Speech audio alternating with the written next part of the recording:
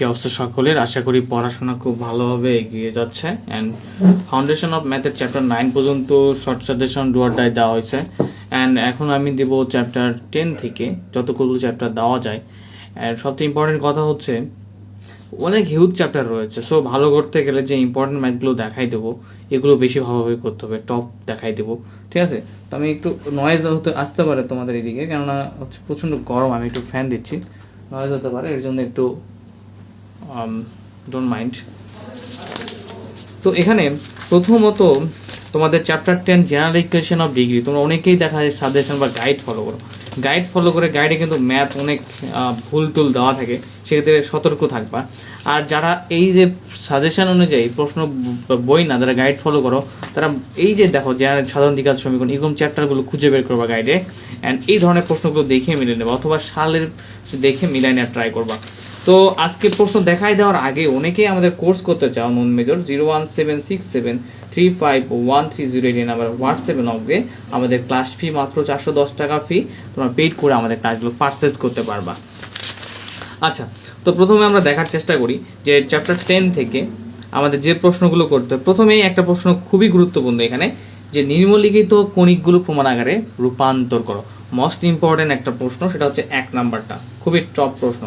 এরপরে যেটা করতে হবে তোমাকে এখান থেকে 5 নাম্বার করতে হবে, অ্যান্ড এই দুইটা করলে হবে, সমস্যা নেই। তবে মোস্ট ইম্পর্টেন্ট কথা কি, তুমি দেখা যাচ্ছে যে সমীকরণ চেঞ্জ করে যদি দেয় তোমাকে পারতে হবে, ওয়াইগুলো শিখতে হবে, বুঝতে হবে, ঠিক আছে? এতটুকু মাথায় রাখতে হবে যে একটু যদি চেঞ্জ করে দেয় তাতেও যেন আমি পারি। এখানে আরেকটা প্রশ্ন রয়েছে, এক্সাম্পল 5, চ্যাপ্টারের ক্লাস শেষ করার পরে কেউ যদি এই এক্সাম্পলটা করে সে কিন্তু রিল্যাক্সে করতে পারবে, ঠিক আছে?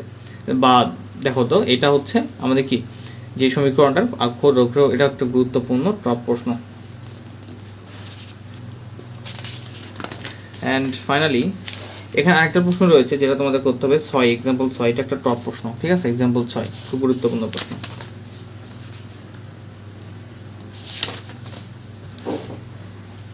এক্সাম্পল 8 একটা টপ প্রশ্ন, খুব ভালোভাবে করবা।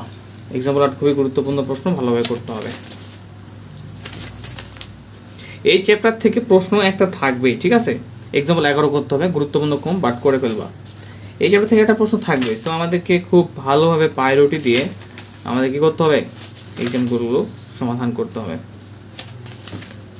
আচ্ছা, এই চ্যাপ্টার 10 শেষ আমাদের, এখন চ্যাপ্টার 11-এ আসি। চ্যাপ্টার 11 হচ্ছে ত্রিমাত্রিক কার্তেশীয় স্থানাঙ্ক। ত্রিমাত্রিক কার্তেশীয় স্থানাঙ্কে যে এক্সাম্পলগুলো গুরুত্বপূর্ণ ভূমিকা পালন করবে তোমাদের জন্য একটু দেখাই দেওয়ার চেষ্টা করি।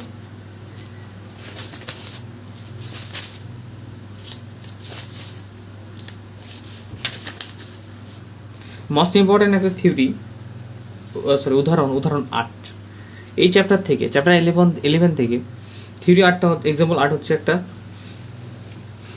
টপ প্রশ্ন, পরীক্ষা আসার মতো। এরপর যদি আমি বলি এক্সাম্পল 11 একটা টপ প্রশ্ন, পরীক্ষা আসার মতো, খুবই গুরুত্বপূর্ণ এক্সাম্পল 11, ওকে? পরবর্তীতে যদি আমরা দেখার চেষ্টা করি এক্সাম্পল 12 একটা টপ প্রশ্ন, খুবই গুরুত্বপূর্ণ, পরীক্ষা আসার মতো।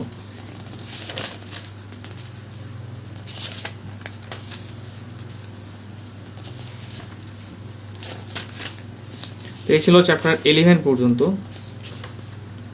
এখন আমরা আসি চ্যাপ্টার 11 বলতে চ্যাপ্টার 12-এ দা প্ল্যান বা সমতল, খুব একটা গুরুত্বপূর্ণ চ্যাপ্টার না, যে প্রশ্নগুলো পড়তে হবে শুধু সেই দেখে দেবো। এই চ্যাপ্টারগুলো থেকে প্রশ্ন হয় না বললেই চলে একদমই।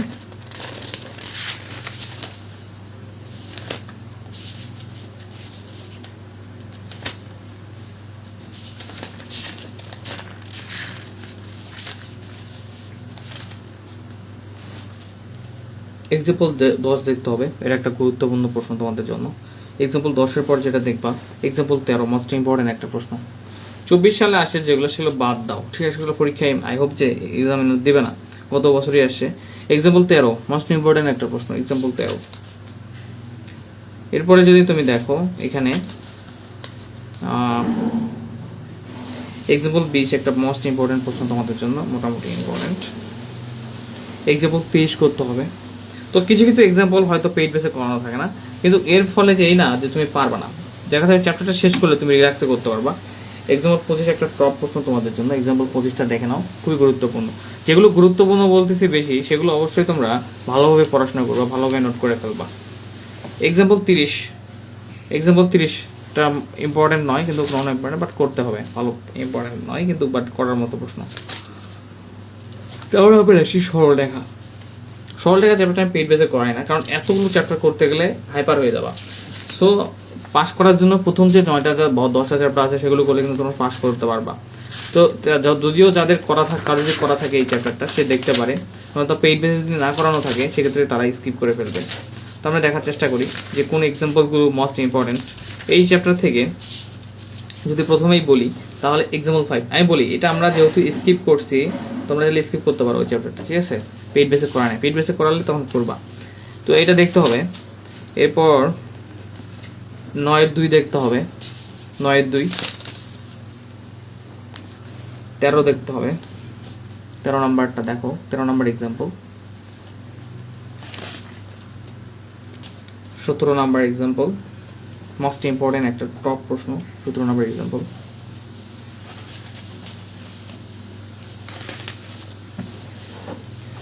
এরপরে 21 একটা টপ প্রশ্ন, মোস্ট ইম্পর্টেন্ট, ঠিক আছে? মোস্ট ইম্পর্টেন্ট একটা প্রশ্ন 21। এরপরে 22-এর একটা টপ প্রশ্ন তোমাদের জন্য।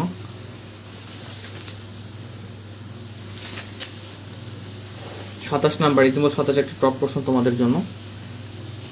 এক্সাম্পল 28টা দেখতে হবে চ্যাপ্টার থেকে।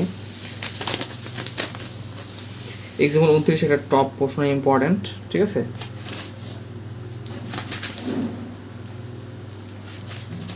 তো এই ছিল চ্যাপ্টার 13। এখন আমরা 14 নাম্বার চ্যাপ্টারে যাব, যে 14 চ্যাপ্টার থেকে প্রশ্ন একদমই হয় না বললেই চলে। বাট যদি কারো মনে হয় যে এই যে চ্যাপ্টারগুলোর কথা বলছে নন ইম্পর্টেন্ট, যেগুলো তো পেইড বেসে করানো হয় না, অনেকেরই প্রিপারেশন থাকতে পারে, সে চাইলে দিতে পারে। নন মেজর পরীক্ষার আগে ভালো পরিমাণ বন্ধ থাকে, সে সময়টা কাজে লাগাতে পারবে। তো এখানে তোমার যে প্রশ্নটা পড়তে হতে পারে নন মেজরদের, আই হোপ যে এখানে খুব বেশি প্রশ্ন না থাকার কথা, কারণ এই চ্যাপ্টার থেকে প্রশ্ন হয় না পরীক্ষায়, একদমই বলা চলে। আই হোপ সো যে এই চ্যাপ্টার থেকে তোমাদের একটা এক্সাম্পলও করতে হবে না। এই চ্যাপ্টারটা তোমাদের স্কিপ করবা, তোমরা পরীক্ষায় প্রশ্ন আসে না। তো আমরা পরবর্তী সাজেশন পর্বে আমরা বাকি চ্যাপ্টারগুলো সাজেশন দেখবো। তোমরা এগুলো দাগাই নাও এবং প্রস্তুতি নিতে থাকবো।